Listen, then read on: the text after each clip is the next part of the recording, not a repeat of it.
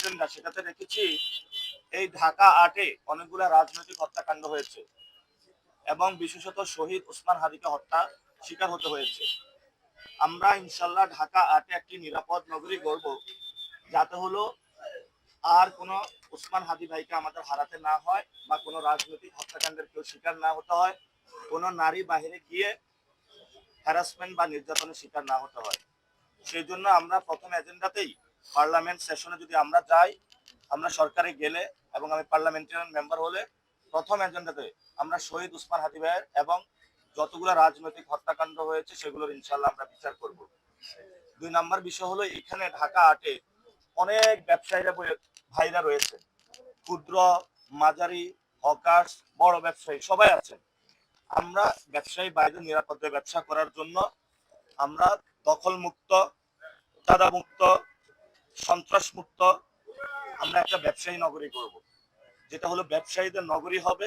আমরা একটা সমস্যার সমাধান করব। আমরা এখানে স্বাস্থ্য চিকিৎসা নিয়ে কি করব, এখানে যে সমস্যা সেটা হলো অসুস্থ হলে আপনাদের সবার অনেক বেশি ব্যয় হয় এবং হসপিটালে যাওয়া নিয়ে অনেক বেশি দুর্ভোগ হয়। সেই জায়গা থেকে আমরা ওয়ার্ড ভিত্তিক ২৪ ঘন্টা সপ্তাহে ৭ দিন কমিউনিটি হেলথ সেন্টার প্রতিষ্ঠা করব প্রত্যেকটা ওয়ার্ডে। আমরা মা এবং শিশুর ফ্রি চেক আপ ও প্রসূতি সেবা দিব, ন্যায্য মূল্যে ওষুধ ও ডায়াগনস্টিক সুবিধা দেব।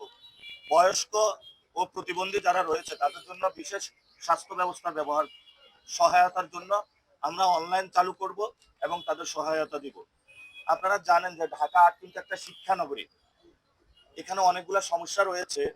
সেই ভর্তি মানেই দালাল, কোচিং বাণিজ্য, ডিগ্রি আছে চাকরি নাই, শিক্ষার্থীদের জন্য নিরাপদ পরিবহন ও আবাসিক ব্যবস্থা নাই। এগুলো আমাদের সমস্যা। আমরা যদি সমাধান করতে চাই তাহলে কি করব?